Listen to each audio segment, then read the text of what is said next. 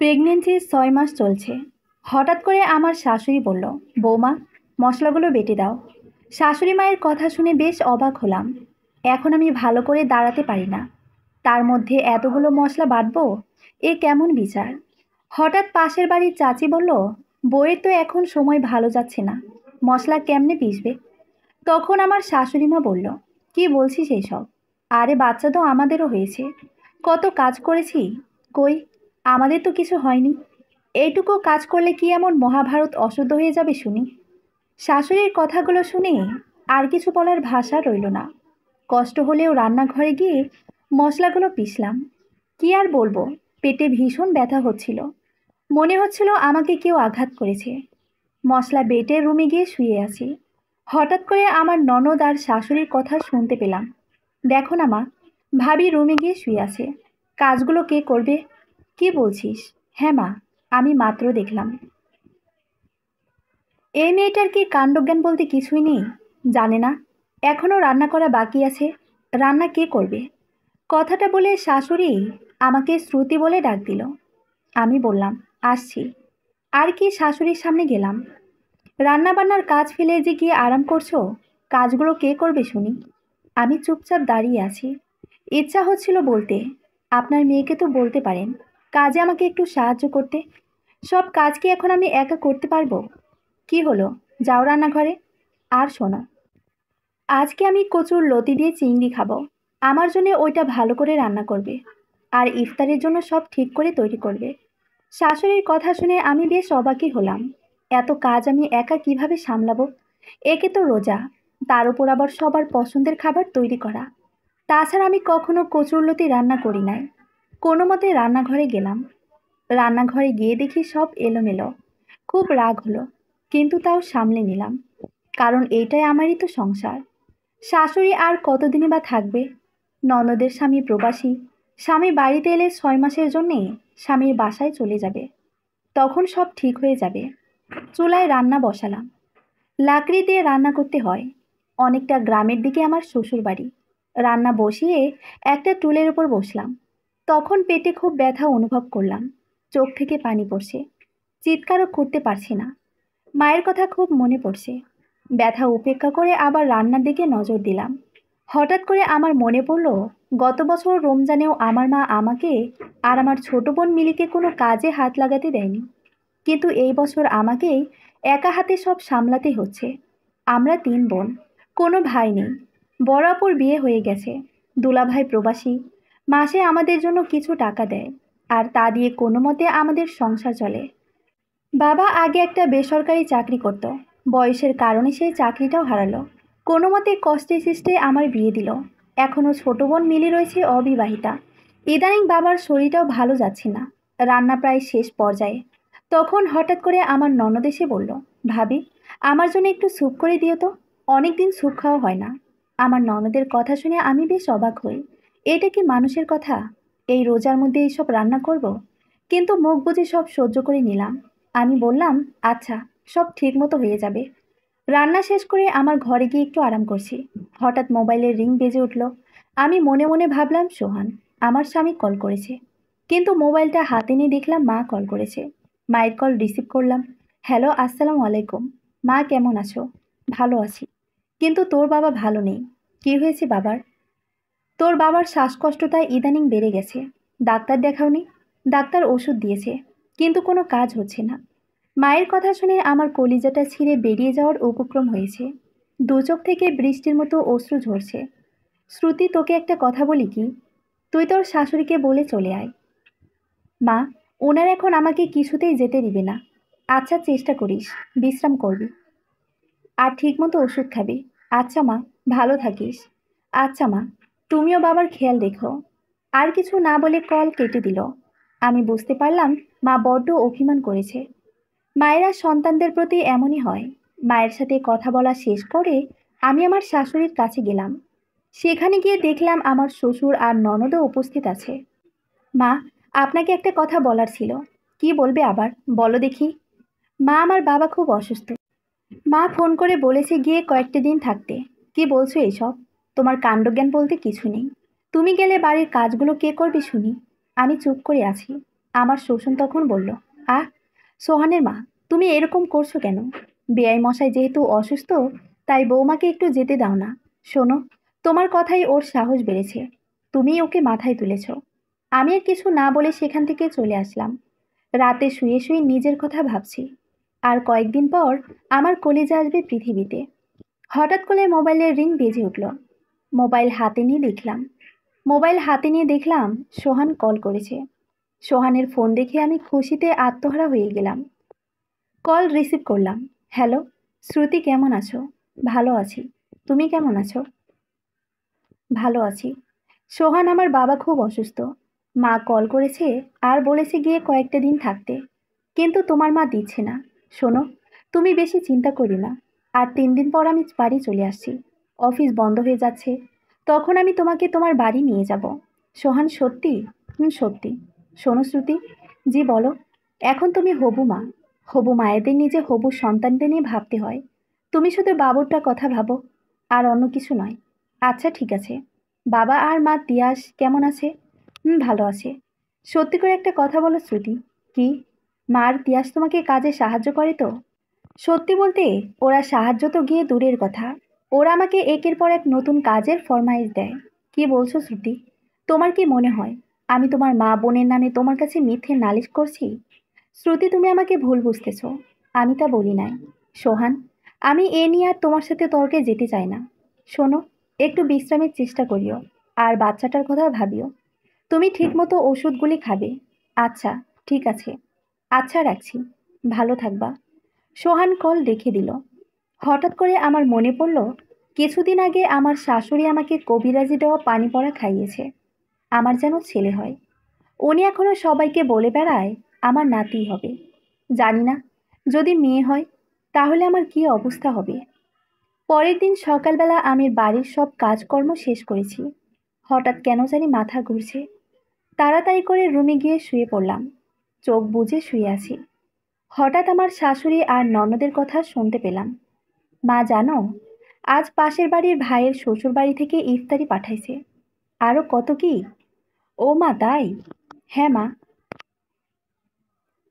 শুধু আমাদের কপালটাই খারাপ, এখনো পর্যন্ত ভাইয়ের শ্বশুরবাড়ি থেকে একটা জিনিসও পেলাম না। হ্যাঁ রে হ্যাঁ, সব আমার কপাল। একমাত্র ছেলের শ্বশুরবাড়ি থেকে এই পর্যন্ত কিছুই পাই নাই। আমার ননদ আর শাশুড়ির কথা শুনে আমি অবাক হয়ে যাই। আমাদের বিয়ের সময় আমার শ্বশুরবাড়ির লোক বলেছে আমাদের কিছুই লাগবে না, শুধু মেয়েকেই চাই। আপনার মেয়েই আমার ছেলের যোগ্য বউ হতে পারবে। তারপরও আমার বাবা 5 পদ ফার্নিচার দিয়েছে, ফলের মৌসুমে ফল, পিঠাসহ নানান রকম জিনিস দিয়েছে। তবু আমার শাশুড়ি কারো কাছে বলে নাই, শুধু ইফতারি দেওয়ার বাকি রয়েছে। বাবা অসুস্থ, দুলাভাই আর কত দিবে আমাদের জন্যে? তারও তো সংসার আছে, বাবা মা আছে, বোনেরা আছে, ওদেরও তো দেখা লাগে। শাশুড়ি আর ননদের কথার প্রতিউত্তর করলাম না। সব কিছু সহ্য করতে হবে। তখন শ্বশুর ডাক দিল মা শ্রুতি বলে। আমি বললাম, আসছি বাবা। কথাটা বলে আমি বাবার কাছে গেলাম। বাবা বলল, মা শ্রুতি, বাবার পোশাকগুলো একটু কেচে দাও তো। আমি বললাম, আচ্ছা বাবা। আমি বাবার সব পোশাক পরিষ্কার করলাম। বিকেলবেলা বাড়ির রান্নাবান্না সহ সব কাজকর্মই একা হাতে সামলাতে হয়েছে।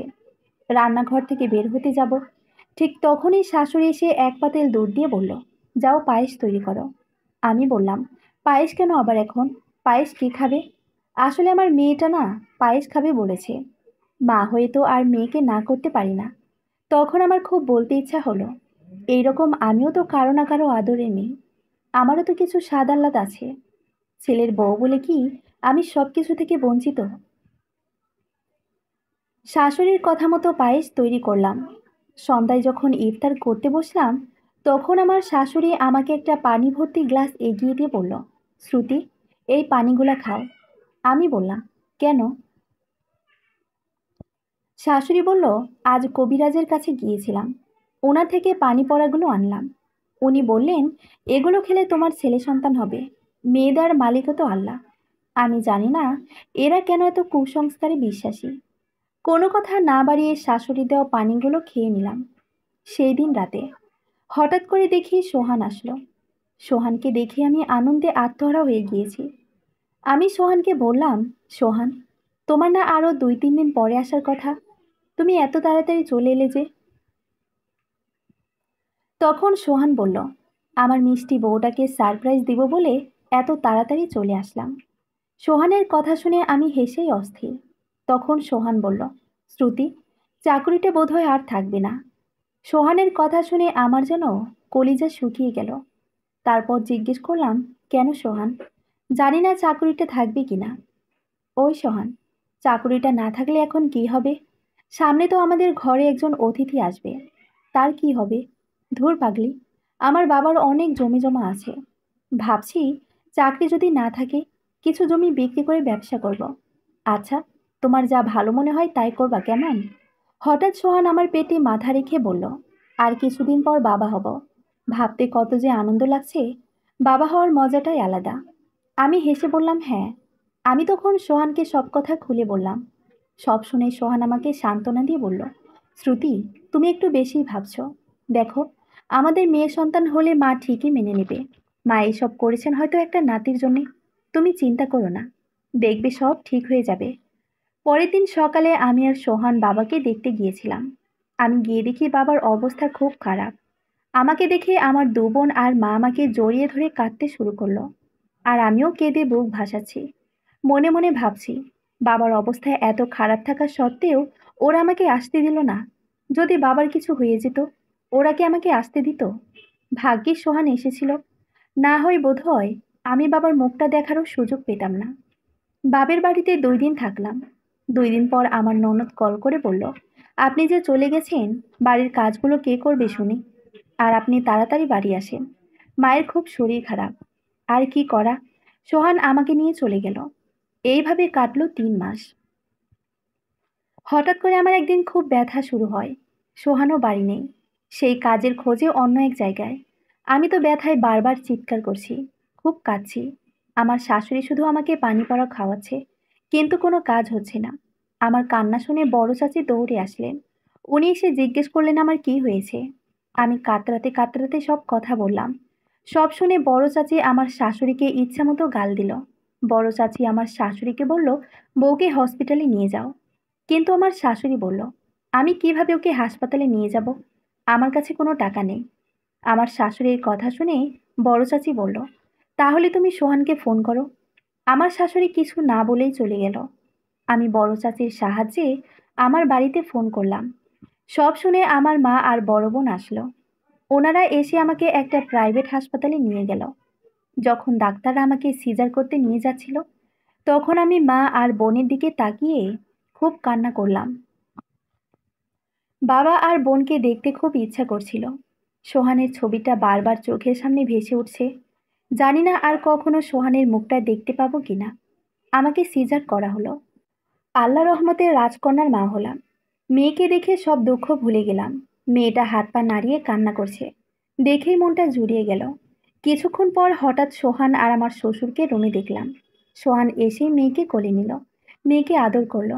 তারপর আমার কাছে এলো, আমাকে জিজ্ঞেস করলো, কেমন আছো শ্রুতি? আমি বললাম, ভালো আছি। আমার শাশুড়ি আর ননদকে কোথাও দেখতে পেলাম না। হাসপাতালে 4 দিন ছিলাম। 4 দিনের মাথায় আমার শাশুড়ি আর ননদ একটিবারের জন্য এসে আমার মেয়েকে দেখলো না। কিন্তু আমার শ্বশুর প্রতিদিন আসতেন আমাকে আর নাতনিকে দেখতে। আমার শাশুড়ির রাগের কারণটা আমি বুঝতে পারছি, কিন্তু উনি যে এতটা রাগী হবেন তা জানতাম না। আচ্ছা, মেনে নিলাম, আমি বা পর, কিন্তু এই মেয়েটা তো ওনাদের বংশধর, বংশের প্রদীপ। হাসপাতালের বিল আসলো 35,000 টাকা। সোহান 15,000 টাকা দিয়েছে, আর বাকি 20,000 টাকা আমার বড় আপু দিয়েছে। আমাকে হাসপাতাল থেকে সোজা আমাদের বাড়িতে নিয়ে গেল। যাই হোক, আমি একটু হাঁপ ছেড়ে বাঁচলাম। আমাদের বাড়িতে আমি প্রায় 1.5 মাসের মতো ছিলাম। হঠাৎ করে একদিন আমার শ্বশুর এসে আমাকে নিয়ে গেলেন। আমার মা 10 কেজি মিষ্টি দিল, আর সাথে 8,000 টাকা দিল। আমি সোহানদের বাড়িতে যাওয়ার পর চারদিকের মানুষ আমাকে দেখার জন্য ভিড় করলো। সবাই তিথিকে দেখতেই ব্যস্ত হয়ে পড়ল। আমার শাশুড়ি আর ননদ তো প্রথমে তিথিকে ছুঁয়েও দেখছে না। পরে বড় চাচি বলল, দেখ তিথি, তোরই তো নাতনি, আর তোর বংশের প্রথম বংশধর। তুই যদি তিথিকে আগলে না রাখিস তাহলে কেমনে হবে? বড় চাচির কথা শুনে আমার শাশুড়ি দৌড়ে তিথির কাছে গেল। আর তিথিকে নিজে জড়িয়ে ধরে খুব কাঁদল। সেদিনের পর থেকে ঘরে মোটামুটি শান্তি ছিল। ভেবেছিলাম সব ঠিক হয়ে যাবে, কিন্তু আমি কি জানতাম যে সব আবার আগের মতো এলোমেলো হয়ে যাবে। চাকরি হারিয়ে সোহান একটা দোকান দিল। আসলে দোকানটা ওর বাবার কিছু জমি বিক্রি করে দিছে। সোহান দোকানটা দেওয়ার পর সংসারটা আবার ভালোভাবে চলতে লাগলো। একদিন আমার ননদ আমাকে বলল যে ভাবি, আমার কাপড়গুলো কেচে দাও। আমার তখন পিরিয়ড চলছিল। আপনারা তো জানেন সময়টা কত যন্ত্রণাদায়ক। তার উপর আবার সংসারের সব কাজকর্ম নিজ হাতে সামলানো। মিথ্যে বলবো না, আমার শাশুড়ি কিন্তু নাতনিকে চোখে হারায় এখন। মেয়েটাকে দেখাশোনা করে। আমি আমার ননদকে বললাম, নিজের কাজটা নিজে করে নিলেই তো ভালো হয়। সারাদিন তো কোনো কাজে হাত লাগাতে মন চায় না। অন্তত নিজের কাজগুলো নিজেই করো, অন্যকে আদেশ করা বন্ধ করো। সেদিন তিয়াসের সাথে আমার খুব কথা কাটাকাটি হয়। এক পর্যায়ে আমার শ্বশুর তিয়াসকে কয়েকটা থাপ্পড় মারে। আমার শাশুড়ি এসে আমাদের দুজনকে খুব বকে। সন্ধ্যাবেলায় যখন সোহান বাড়ি আসে, তখন তিয়াস সোহানকে আমার বিরুদ্ধে কিছু কথা বলল, যাকে বলে তিলকে তাল করা। তিয়াসের কথা শুনে সোহান আমাকে কিছু না জিজ্ঞেস করেই আমাকে বেদম মার মারল। সোহান আমাকে মেরে চলে যায়। হঠাৎ সোহানের এমন ব্যবহারে আমি আশ্চর্য হয়ে যাই। সোহানের মার খেয়ে আমি বিছানায় শুয়ে শুয়ে কাঁদতে থাকি। সারা শরীরে প্রচণ্ড ব্যথা। ব্যথার কারণে জ্বর চলে আসলো। সেদিন সারা রাত আমি ব্যথায় আর জ্বরে কুকড়িয়েছি। এমনকি আমার মেয়েটার প্রতি পর্যন্ত খেয়াল ছিল না। সেই রাতে সোহানকে আর দেখতে পাইনি। তিয়াসের সাথে ঘটে যাওয়ার ঘটনার কিছুদিন পর সোহান কেমন জানি হয়ে গেছে। অল্পতেই রেগে যায়। আগের মতো আমার সাথে আর কথা বলে না। সবসময় আমার থেকে দূরে থাকে। সোহান ইদানিং আবারও আমার গায়ে হাত তুলছে। আমারও আর সহ্য হচ্ছে না। সহ্যের সীমা পেরিয়ে গেছি আমি। একদিন সোহান দোকান থেকে এসে বলল, শ্রুতি, আমার জামা কাপড়গুলো পরিষ্কার করে দাও। আমি বললাম আচ্ছা, কিন্তু তখন মেয়েটি কান্না করছিল। মেয়ের খাওয়ার সময় হয়ে গেছে। আমি মেয়েকে খাওয়াতে ব্যস্ত হয়ে পড়লাম। এদিকে সোহানের বলা কাজের কথা আমার মাথায় ছিল না। কিছুক্ষণ পর সোহান এসে আমাকে জিজ্ঞেস করলো, শ্রুতি, আমার জামা কাপড়গুলো পরিষ্কার করেছে তো? আমি বললাম, সোহান, আসলে তিথি খুব কাঁদছিল, ওকে একটু খাওয়াতেছিলাম। তুমি চিন্তা করো না, আমি সব এক্ষুনি করে দিচ্ছি। আমার কথা শেষ হতে না হতেই সোহান আমার চুলের মুঠি ধরে মারতে মারতে বলল, তোর দ্বারাই কিছুই হবে না। সারাদিন কি করিস তুই? শুধু আমার মা বোনের সাথে ঝগড়া আর তাদের বিরুদ্ধে আমার কাছে নালিশ করতে পারিস। সোহান আমাকে মেরেই চলছে, কিছুতেই থামছে না। আমিও এক পর্যায়ে সোহানকে ধাক্কা দিয়ে ফ্লোরে ফেলে দিই আর নিজে তাড়াতাড়ি করে বাথরুমে ঢুকে যাই। আমি কি করব ভেবে পাচ্ছি না। হঠাৎ করে চোখ পড়ল বাথরুমে রাখা শ্যাম্পুর ওপর। এদিকে সোহান অনবরত দরজা ধাক্কা দিচ্ছে।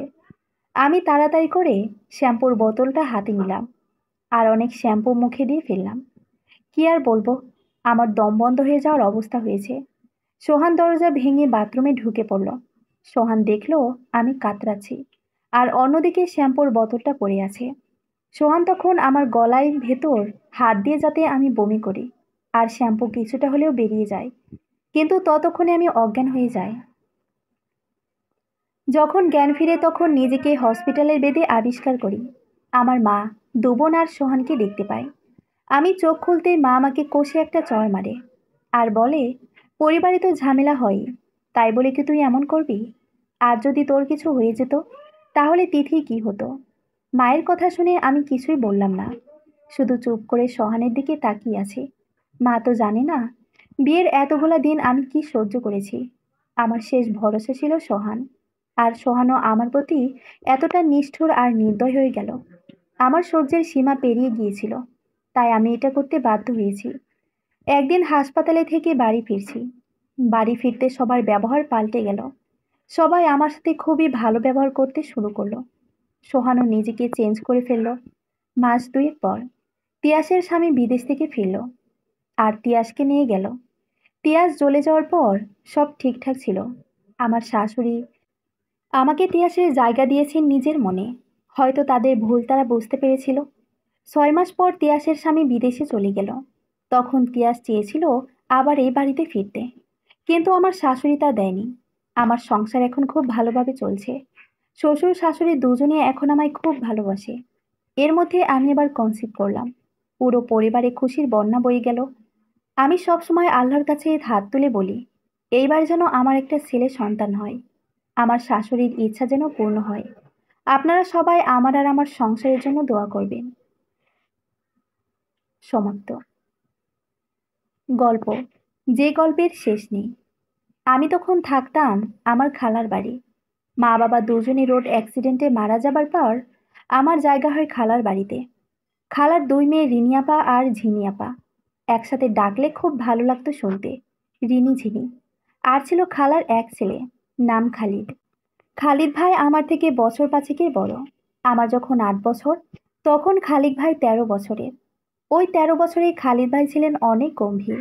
আমার ভয় করতো তাকে। বড় হবার সাথে সাথে তার গম্ভীরতা যেন আরও বাড়তে থাকে। রিনি আপার ঝিনি আপা ওরা ছিল খুব মজার মানুষ। অনেক আদর করতেন আমাকে। খালা খালু কখনো আমাকে তাদের পরিবারের বোঝা বা বাড়তি কেউ মনে করেনি। কিন্তু আমি যেন নিজের মনেই নিজেই কুঁকড়ে থাকতাম। নিজেকে আশ্রিত মনে হতো। অনেক কিছু করতে চাইলেও করতাম না। মনে হতো এসব আমার জন্য না। এভাবে দিন যেতে লাগলো। রিনিয়াপা ঝিনিয়াপার বিয়ে হয়ে গেল। রিনিয়াপা থাকেন আমেরিকায়।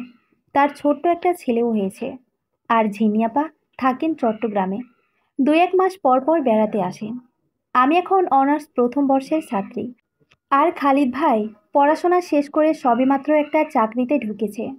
উনি তার ছোটবেলা থেকে আরো গম্ভীর হয়েছেন। প্রয়োজনের বাইরে একটা কথাও উনি বলতে পারেন না।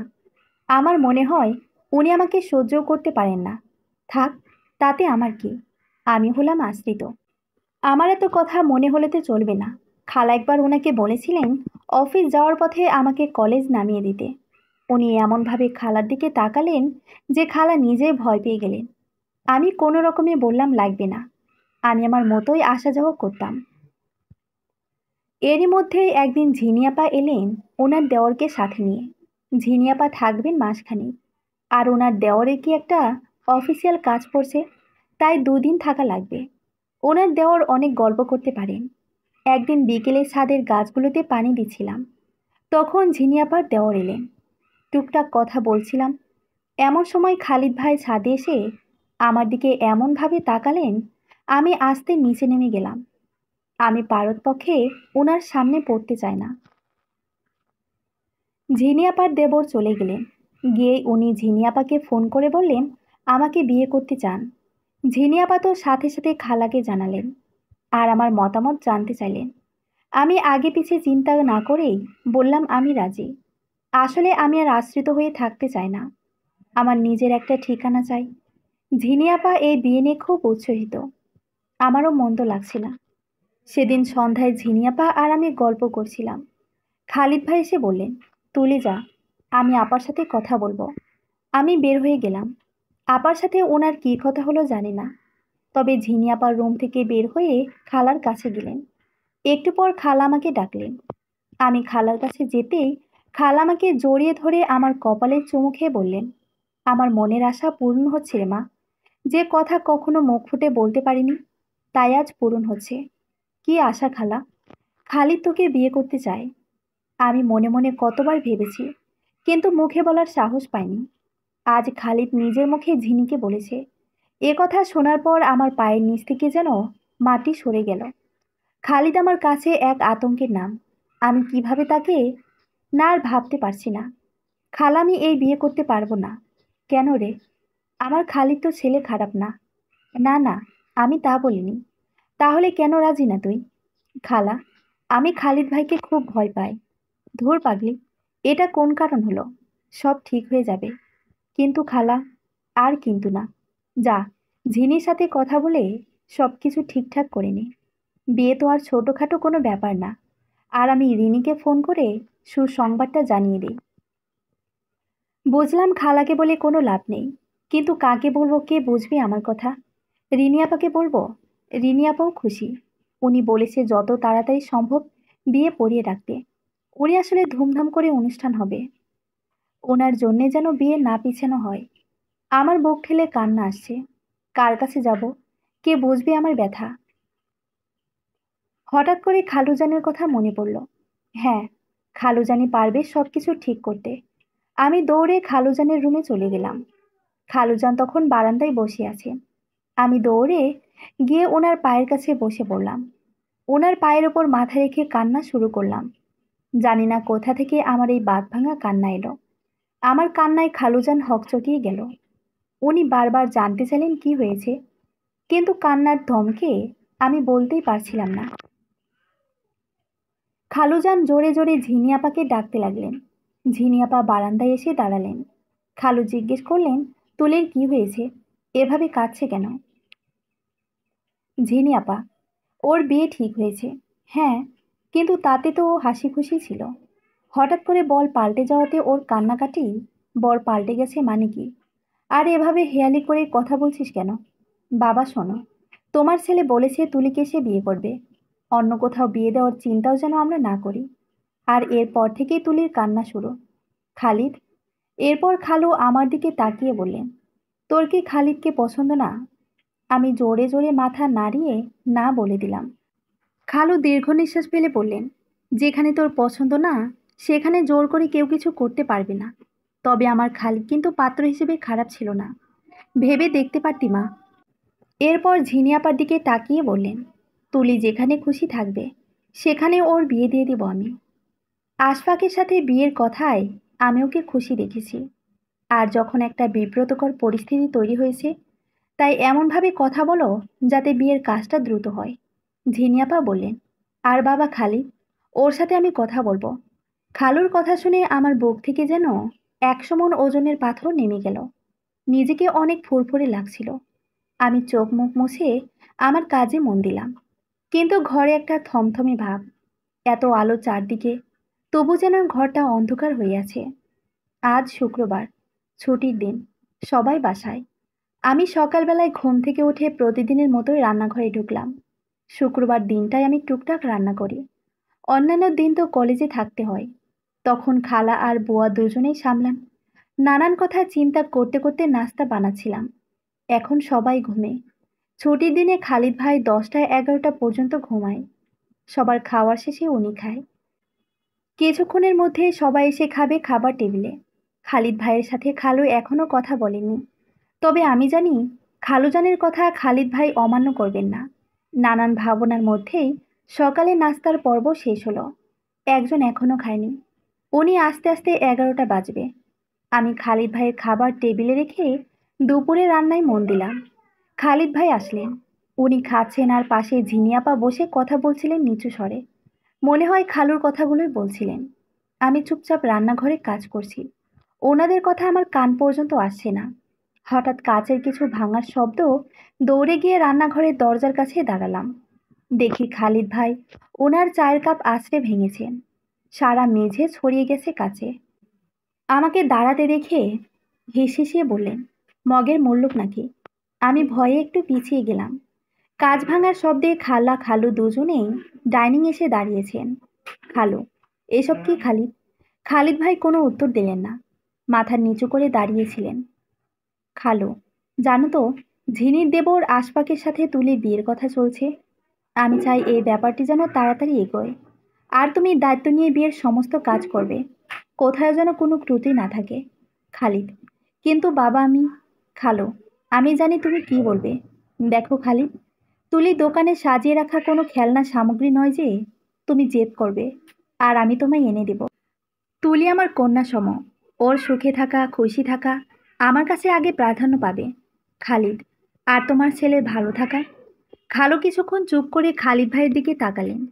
তারপর ধীরে ধীরে বললেন, একটা কথা কি জানো খালিদ? যে তোমার সাথে ভালো থাকবে না, তুমিও তার সাথে ভালো থাকবে না। তোমার ভালো থাকাও আমার কাছে সমান গুরুত্বপূর্ণ। আমি তোমার জন্য এমন জীবনসঙ্গী চাই যে সাবলীলভাবে তোমার সঙ্গে সংসার করবে, তোমার ভয়ে জড়সড় হয়ে থাকবে না। এ ব্যাপারে আর কথা হবে না। আমি চাই দায়িত্ব নিয়ে তুমি সবকিছু করো। আর মনে রাখবে, এটা মগের মূল্যক না। আমি চকিতে খালিদ ভাইয়ের দিকে তাকালাম। ওনার গালের দিকে লক্ষ্য করতেই বুঝলাম উনি দাঁত কিরমির করছেন, কিন্তু খালুর ওপরে কথা বলার মতো দুঃসাহস নেই। খালু ওনার কথা বলে বাইরে চলে গেলেন। আমি ঝাড়ু নিয়ে ভাঙা কাজ পরিষ্কার করতে লাগলাম। খালিদ ভাই দেয়ালে একটা লাথি মেরে চলে গেলেন। খালা ওনার উদ্দেশ্যে বললেন, তোর এই বদমেজাজি স্বভাবের জন্য তুলি কেন অন্য কোনো মেয়ের সাথেও তোর বিয়ে দিবে না। খালিদ ভাই পেছন ফিরে বললেন, অন্য কোনো মেয়েকেই এই খালিদ বিয়ে করবে না, ওর এই তুলিকেই লাগবে। ওনার এই কথা শুনে আমি হতভম্ব হয়ে ঝাড়ু দেওয়া রেখে দাঁড়িয়ে রইলাম। খালা চেঁচিয়ে বললেন, বেহায়া, নির্লজ্জ ছেলে কোথাকার। এরপর আমার দিকে তাকিয়ে বললেন, তুমিও এভাবে দাঁড়িয়ে থেকো না, আসো দুপুরের রান্না একটু হাত লাগিয়ে আমাকে উদ্ধার করো। আমি খালার সাথে রান্নাঘরে গেলাম। খালা রান্না করছে, আমি টুকটাক কাটা বাছা করে দিচ্ছি। খালা রান্না করতে করতে অনেক গল্প করলেন, তার বিয়ের গল্প, খালুর গল্প। খালু কতটা রাগী আর গম্ভীর ছিলেন, সে স্বামী হিসেবে কতটা বন্ধুসুলভ, কত ভালোবাসেন খালাকে, এ সবই বলছিলেন। আমি বললাম, খালা, তুমি কি খালুকে ভয় পাও না খালা? ধুর বোকামি, বিয়ে দুইটা মানুষকে এক করে দেয়, তাদের সম্পর্ককে মুহূর্তেই পরিবর্তন করে ফেলে। স্বামী স্ত্রীর সম্পর্ক কেমন তা বোঝানো যাবে না, বিয়ে অনেক দূরের একটা মানুষকে অনেক কাছে এনে দেয়। এভাবেই কথা বলতে বলতে সময়টা কেটে যায়। দুপুরের খাবারটা সবাই একসাথেই খায়, কিন্তু কাউকে দেখে মনে হয় না সকালে কি ঘটে গেছে। সবই স্বাভাবিক। খালিদ ভাই এর দিকে তাকালে মনে হয় না উনি এত ঘটনা ঘটিয়েছেন, কিন্তু আমি স্বাভাবিক হতে পারছি না। বুকটা ধুকপুক ধুকপুক করছে, মনে হচ্ছে আবার না জানি কি হয়। দুপুরের খাওয়ার পর যে যার মতো রুমে চলে গেল, আমিও সবকিছু গোছগাছ করে আমার জন্য বরাদ্দ করার রুমে আসলাম। এই রুমটা আগে রিনি আপার ছিল। রুমটাও খুব সুন্দর। এই রুমের সবচেয়ে বেশি সুন্দর রুমের সাথে লাগোয়া বারান্দা। বারান্দায় দাঁড়ালে আকাশ দেখা যায়। আমি বারান্দায় টুকটাক কিছু ফুলের গাছ লাগিয়েছি, হাসনাহেনা, বেলি। যখন ফুটে সমস্ত ঘর যেন অদ্ভুত সুন্দর একটা ঘ্রাণে ভরে থাকে। আমার বিয়ের পর আমাকে এই ঘর ছেড়ে যেতে হবে। অদ্ভুতভাবে আমার খারাপ লাগতে শুরু করলো। ঘরের দেয়ালটার জন্য মায়া লাগতে শুরু করলো। আমি বারান্দায় গিয়ে দাঁড়ালাম। বুকের ভেতরটা হু হু করছে, মনে হচ্ছে কি যেন নাই, কি যেন হারিয়ে ফেলছি। বারান্দায় দাঁড়িয়ে নিচের দিকে তাকিয়ে দেখলাম খালিদ ভাই কোথায় যেন যাচ্ছেন। যতক্ষণ ওনাকে দেখা যাচ্ছিল ততক্ষণ তাকিয়েছিলাম। উনি চোখের আড়াল হতেই আমার মনে হলো, আচ্ছা, আমি যদি খালিদ ভাইকে বিয়ে করতে রাজি হই, তাহলে এই ঘরটা আমারই থাকবে। ইস, আমার ঘরের কি লোভ!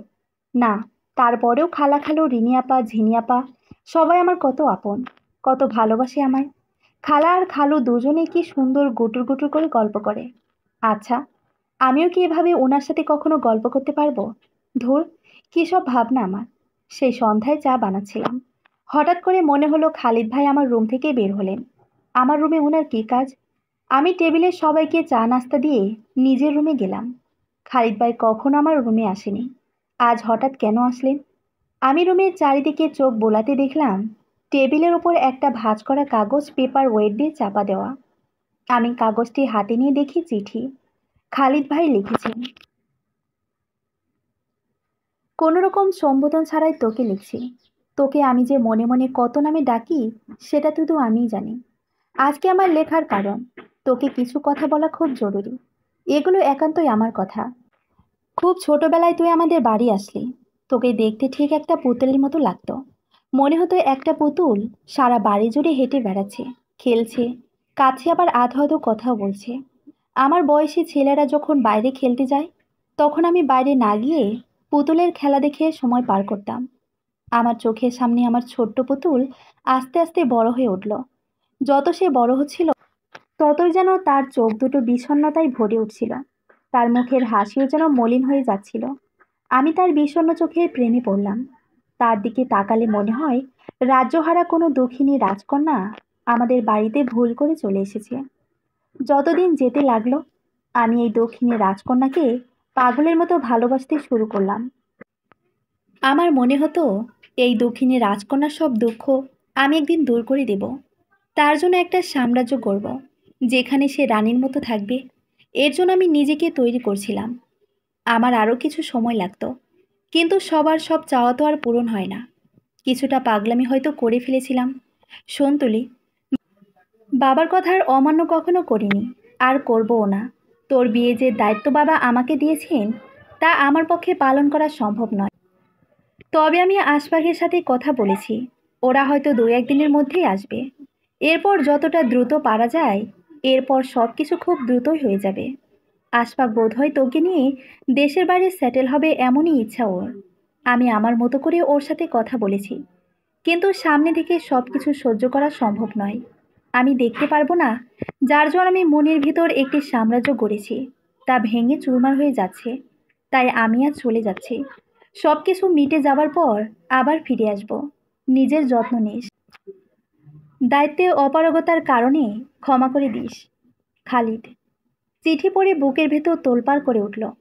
কি করব আমি কিছুই বুঝতে পারছি না। চিৎকার করে ঝিনু আপাকে ডাকতে লাগলাম। ঝিনি আপা দৌড়ে এলেন। এসে দেখেন আমি হাউমাউ করে কাঁদছি। কি হয়েছে তুলি? এভাবে কাঁদছিস কেন? আপা আপা, খালিদ ভাই। কি হয়েছে খালিদ? কিছু বলেছে? মাথা নেড়ে না জানালাম। ফোপাতে ফোপাতে বললাম, খালিদ ভাই চলে যাচ্ছেন। হ্যাঁ, ট্যুরে যাচ্ছে শুনলাম। তো? আপা উনি ট্যুরে যাচ্ছেন না। ঝিনি আপা আমার দিকে ভ্রু কুঁচকে তাকালেন। আমি আমার হাতের কাগজটি ঝিনি আপার হাতে দিলাম। ঝিনি আপা চিঠি পড়ে বললেন, তুই কি চাইছিস তুলি? আমি কাঁদতে কাঁদতে বললাম, আমি জানি না আপা, আমি সত্যিই জানি না। ঝিনি আপা, আমি জানি। এরপর ঝিনি আপা আমার হাত ধরে ডাইনিংয়ের দিকে নিয়ে যাচ্ছেন আর খালিদ ভাইকে ডাকছেন। খালিদ ভাই এলে ঝিনি আপা খালিদ ভাইকে বললেন, তোর কোনো ট্যুরে যাওয়া হচ্ছে না। আজকে তোর বিয়ে, যা বিয়ের জন্য তৈরি হ। খালুজানকে বললেন, আব্বা, আজকেই তুলি আর খালিদের বিয়ে, আপনি সব ব্যবস্থা করেন। হঠাৎ করে এগুলো কি বলছিস ঝিনি? হ্যাঁ বাবা, আর বিয়ে তো হঠাৎ করেই হয়। খালু একটু গড়িমসি করছিলেন, কিন্তু খালা বলে দিলেন, যত রাতই হোক বিয়ে আজকেই হবে। রিনি ঝিনির আব্বা আপনি ব্যবস্থা করেন। খালু আচ্ছা বলে ভেতরের রুমে গেলেন। আমি তখনও মাথা নিচু করে ফুপিয়ে ফুপিয়ে কেঁদেই যাচ্ছি। ঝিনিয়াপা আমার মুখ তুলে বললেন, আয় তোকে সাজিয়ে দেই। আমার বিয়ের শাড়িটা বাসাতেই আছে, ওই শাড়িতে তোকে বউ সাজিয়ে দে। তোর আপত্তি নেই তো? আমি মাথা নেড়ে না জানাতেই খালিদ ভাই বলে উঠলেন, আমার আপত্তি আছে। আমি আর ঝিনিয়াপা দুজনেই অবাক হয়ে তার দিকে তাকালাম। খালিদ ভাই বললেন, আমার নতুন বউ আমি পুরান শাড়িতে দেখব না, আমি শাড়ি নিয়ে আসছি। বলে উনি আমার দিকে তাকালেন। ও মা, মনে হলো উনি মুচকি আসলেন। আর আশ্চর্যের ব্যাপার, এই প্রথম খালিদ ভাইয়ের দিকে তাকিয়ে আমার ভয় লাগলো না, তবে ভীষণ লজ্জা লাগতে শুরু করলো। সমাপ্ত। গল্প দুটি আপনাদের কাছে কেমন লেগেছে প্লিজ কমেন্ট করে জানাবেন। ধন্যবাদ সবাইকে।